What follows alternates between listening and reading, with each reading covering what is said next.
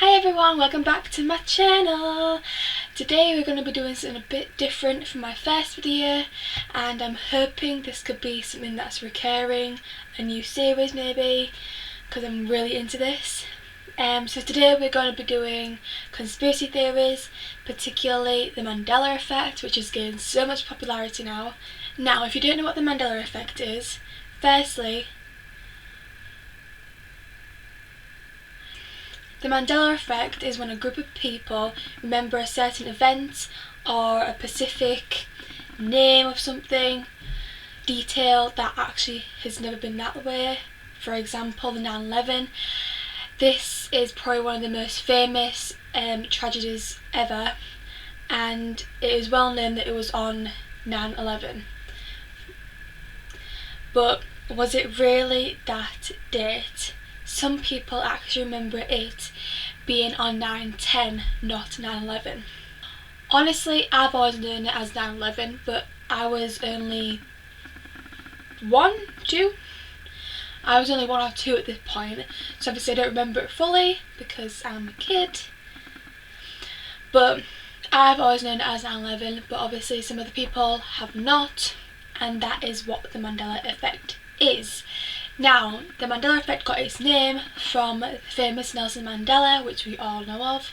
This was because when the news came out that he died on the 5th of December 2013, people started thinking that he was already dead. Me actually being one of those people.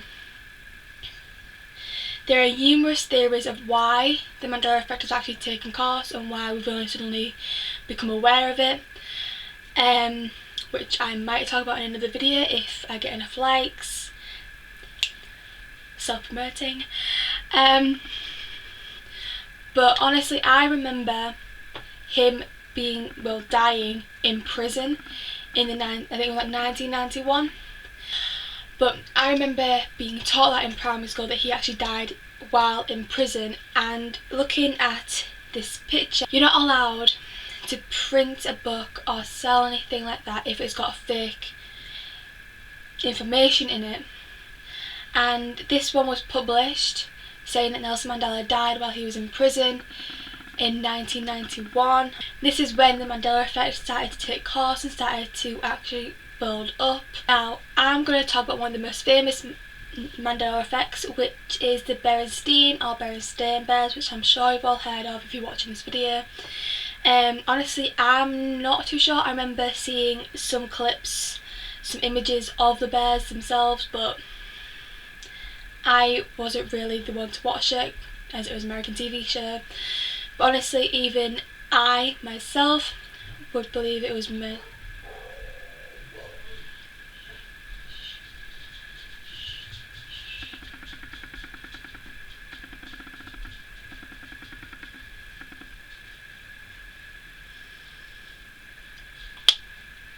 But even myself actually believes it was the Berenstain, spelled like this with an E, and then it came out that it was actually Berenstain with an A. Obviously, confusion, but there was some evidence brought out a few years back of a guy who found a tape in his garage, and on the front of it said Berenstain Bears with the A, but on the side of the tape it actually said Berenstain with an E. And this got a lot of hype and people thought that he was making it up and stuff like this, but it was actually proven that it was true, and that kind of just confuses me a lot, because obviously it's Berenstain and Berenstain on the same tape. The next one I'm going to be talking about is Curious George, which we all know Curious George, little monkey, and his, well, friend, his dad, and we all know that one. And we all know that monkeys have tails, but apparently Curious George does not have a tail, because apparently he's not a monkey. But on these photos that you see now, there's clearly no tail there, there's no tail whatsoever. And I just don't remember him having a tail, because I used to watch this show when I was a kid, and I remember him swimming on trees and playing around with things with his tail. But he's never had one, which is like... But then I found this picture And as you can see, it's actually a Curious George pinned the tail on George, which doesn't make any sense at all if he never had a tail. The second to last one is Sex in the City, which is a very popular TV show and some movies as well. And it's actually not called Sex in the City. It's actually called Sex and the City. I know, right? There's some evidence going around about Sex in the City and the Mandela Effect, and this is one that was uploaded by the YouTube channel The Whole World Is Watching. Take a look. Alright, you want proof of the Mandela Effect? Besides some bullshit Photoshop pictures? Sex in the City. No question, what it used to be. Hard fucking evidence. Now most of you are going to say, oh, he's a graphic designer.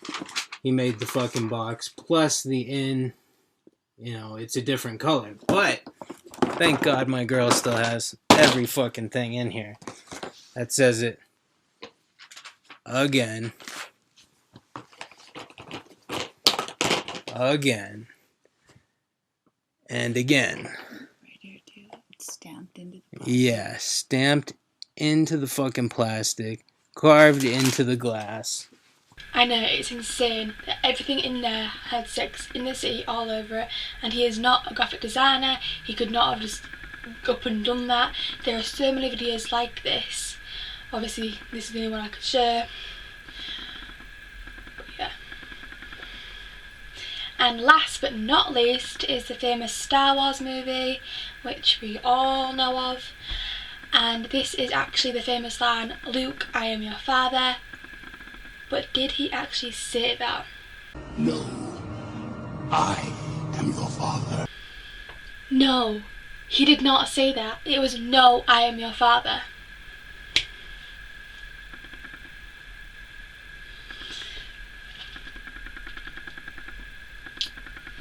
There are many things going around, like quotes, and there's some videos of Christmas ornaments that you put on the tree that say, "Luke, I am your father." There's t-shirts, there's pretty much everything that has the quote, "Luke, I am your father" on it, which should not be a thing if he never said that quote. Right, well that's all I've got for you today. I hope you enjoyed this conspiracy theory video. If you did, give it a thumbs up, and give it a thumbs up if you want me to continue doing these kind of videos, if you enjoy it. Comment down below. Comment down below if I forgot anything, or if you believe in other theories or anything like that. Put them down below, and don't forget to hit that subscribe button. I will see you all next week. Bye bye.